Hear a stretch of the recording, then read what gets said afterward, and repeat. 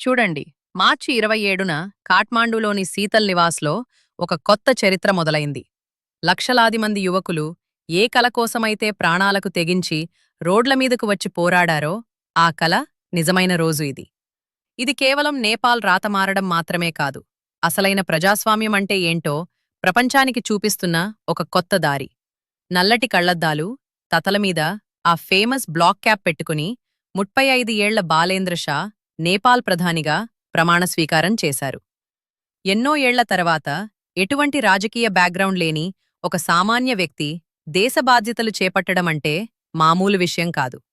ఈయన కేవలం ఒక రాజకీయ నాయకుడు మాత్రమే కాదు, వృత్తిరీత్యా ర్యాపర్, చదువుపరంగా స్ట్రక్చరల్ ఇంజనీర్.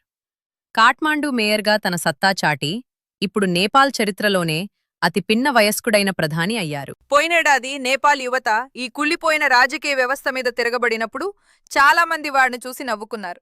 వీళ్ళంతా జెన్-జీ పిల్లలు, వీళ్ళకేం తెలుసు, దేశాన్ని తగలబెడతారు అని వెటకారం చేశారు. కానీ బాలేన్ షా అధికారంలోకి వచ్చిన కేవలం 3 వారాల్లోనే అందరి నోళ్లు మూయించారు. ఆయన తీసుకుంటున్న నిర్ణయాలు ఇప్పుడు ప్రపంచవ్యాప్తంగా హాట్ టాపిక్ అయ్యాయి. అందుకే టైమ్ 100 మోస్ట్ ఇన్ఫ్లుయెన్షియల్ వ్యక్తుల జాబితాలో ఆయన చోటు సంపాదించుకున్నారు.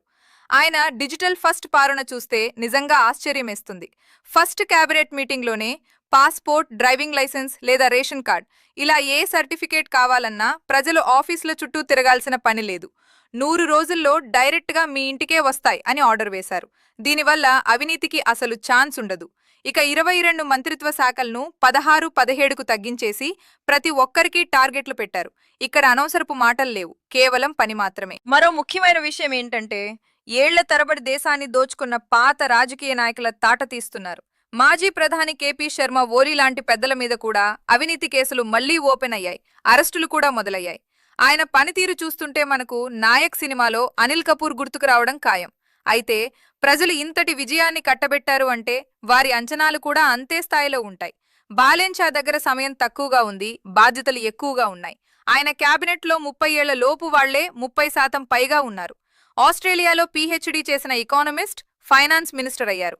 ఒకప్పటి డీజే హోమ్ మినిస్టర్ అయ్యారు.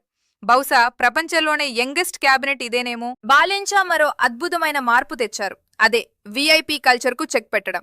ఇకపై మంత్రుల కాన్వే వెళ్తుందని ట్రాఫిక్ ఆపడం, సైరన్లతో హంగామా చేయడం నేపాల్లో ఉండదు.